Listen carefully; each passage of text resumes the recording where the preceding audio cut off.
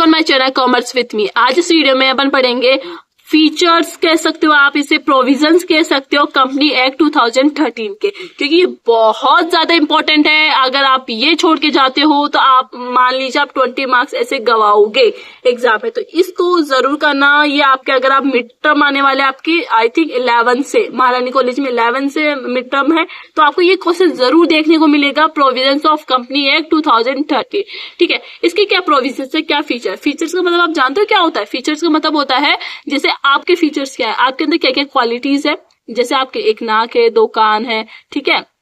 इस तरीके से जो कंपनी एक्ट है उसके भी कुछ फीचर्स होते हैं। इनेक्टमेंट का मतलब होता है फॉर्मेशन, मतलब ये जो कंपनी एक्ट है 2013 वो कैसे बना। देखो कंपनी कैसे बने, ये एक्ट कैसे बना। सबसे पहले क्या हुआ था, ये एक्ट पास हुआ लोकसभा में, कब 18 दिसंबर को। फिर क्या हुआ, यह मंजूरी मिल गई इस एक्ट को। फिर कहाँ गया ये एक्ट, ये गया आपका राज्यसभा में गया 8 अगस्त 2013 को।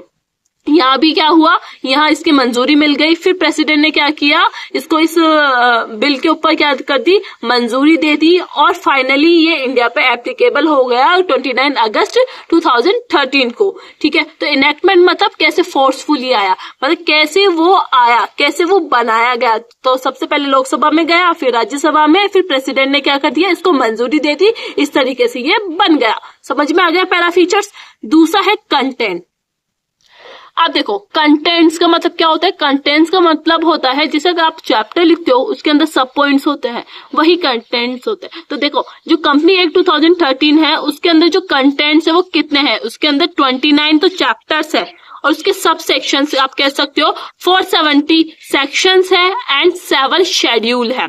तो ये कंटेंट्स हो गए इसके, ये समझ में आ गया, ठीक है। मतलब जैसे चैप्टर होते हैं ना इंग्लिश में, कितने चैप्टर हैं, चैप्टर के अंदर भी पोएम आ जाती है, तो पोएम्स आपकी ये हो गई, ठीक है। तो आप ऐसे समझ सकते हो कि कंटेंट का मतलब क्या है। इसमें 29 चैप्टर्स है, 470 सेक्शंस है और 7 शेड्यूल है।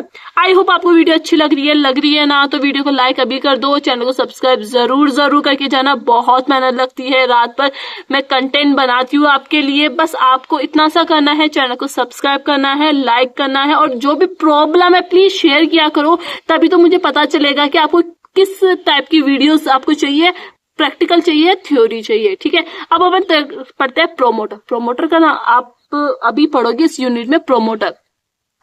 एक बात याद रखना, पहली बार कंपनी एक्ट 2013 में ये वर्ड आया है। मतलब इतने इससे पहले जितने भी एक्ट थे जिसमें प्रोमोटर का नाम नहीं था, तो first time promoter has been defined in this act. ये भी क्या है, इसका एक फीचर है।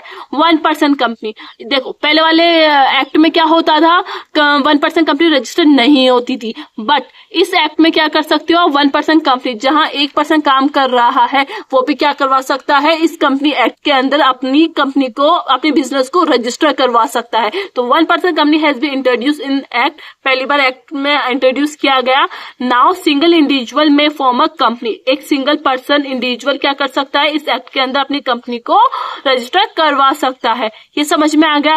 फिफ्थ है आपका small associate and dormant company. ये क्या होता है, this company introduce in this है, ये भी पहली बार। मतलब जो छोटी छोटी कंपनीज होती है ना, जिसके नाम अलग अलग होते हैं, जैसे स्मॉल कंपनी हुई, एसोसिएट कंपनी हुई, डोरमेंट कंपनी, ये सब कुछ अपन पढ़ेंगे टाइप्स ऑफ कंपनी में, ठीक है। अभी तो ये समझ लीजिए कि ये छोटी छोटी कंपनीज है।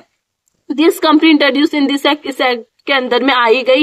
And maximum limit of members increase from 50 to 200। मतलब जो मैक्सिमम नंबर है, मतलब अब पार्टनरशिप में आपने देखा होगा 0 से 50, ठीक है। कंपनी बनाने के लिए, एक प्राइवेट कंपनी बनाने के लिए मिनिमम 2% चाहिए और मैक्सिमम 50% चाहिए। बट जो ये कंपनीज होती है, डोरमेंट, एसोसिएट और स्मॉल कंपनीज होती है, इसके अंदर क्या किया गया है, जो 50 मेंबर्स की जो लिमिट थी उसे बढ़ाकर कितना कर दिया गया, 200 कर दिया गया। तो आप देखो पॉइंट्स याद करिए, इसके अंदर आपको क्या लिखना है वो मैं आपको समझा रही हूँ, बस आपको एक बार रीड कर लेना है वीडियो के बाद।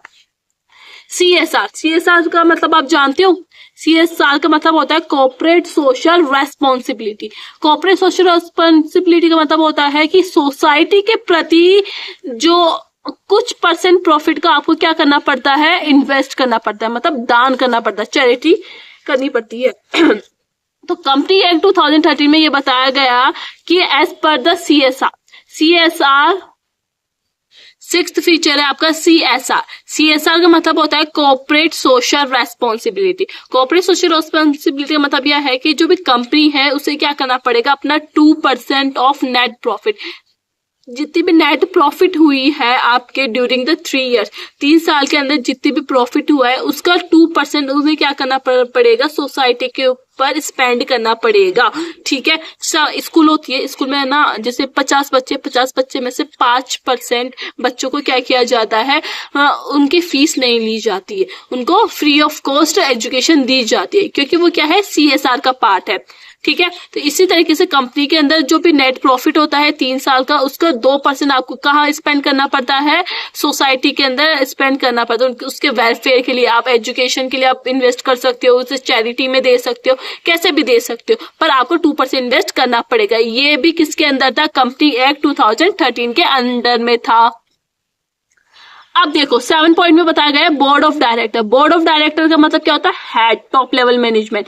इसके अंदर, इस एक्ट के अंदर ये भी बताया गया कि जो पब्लिक कंपनी होगी उसके अंदर कम से कम 3 डायरेक्टर होने ही चाहिए। प्राइवेट कंपनी है तो आपके पास कम से कम 2 डायरेक्टर होने ही चाहिए। अगर 1% कंपनी है तो आपके पास 1 डायरेक्टर होना ही चाहिए। ये क्या था, रूल था कंपनी एक्ट 2013 का कि बोर्ड ऑफ डायरेक्टर कितने होंगे कौन सी कंपनी में। ठीक है, 8th है mandatory formation of committee of board. अब देखो इस एक्ट के अंदर ये भी बताया गया, ये एक ऐसा फीचर है जिसमें ये बताया गया है कि आपको ऑडिटिंग करनी ही पड़ेगी, इसकी कमिटी बनानी पड़ेगी।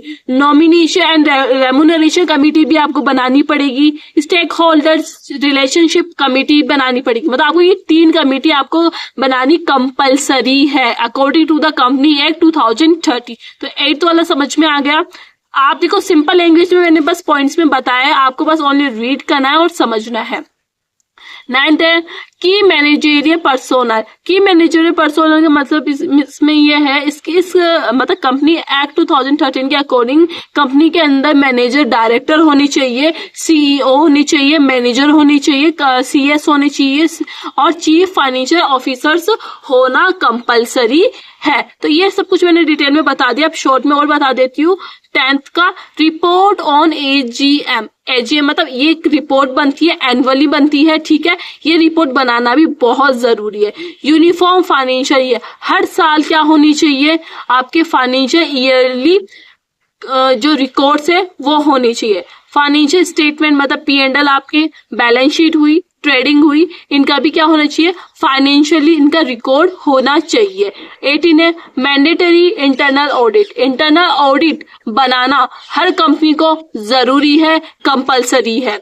14 है रेसिडेंट डायरेक्टर। रेसिडेंट डायरेक्टर का मतलब यह है कि जो आपकी डायरेक्टर है वो क्या होनी चाहिए, रेसिडेंट होने चाहिए, मतलब इंडिया की रहने वाले होने चाहिए। अगर आप इंडिया की कंपनी है तो इंडिया के रेसिडेंट में से एक डायरेक्टर क्या होना चाहिए, इंडिया का होना चाहिए।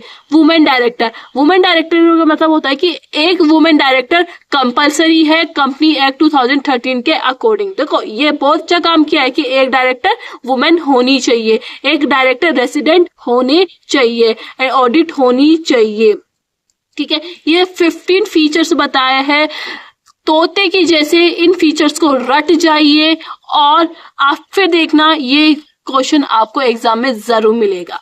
ठीक है, अब आपको मैं बता दूं नेक्स्ट वीडियो आएगी आपकी एप्लीकेशन ऑफ द एक्ट कि मतलब ये जो कंपनी एक्ट 2013 है ये कौन कौन सी कंपनीज के ऊपर एप्लीकेबल होती है, क्योंकि ये वाला क्वेश्चन पूछ सकता है आपको। तो नेक्स्ट वीडियो जो वीडियो नंबर 4 होगी जिसमें अपन पढ़ाएंगे कि एप्लीकेशन ऑफ कंपनी एक्ट 2013।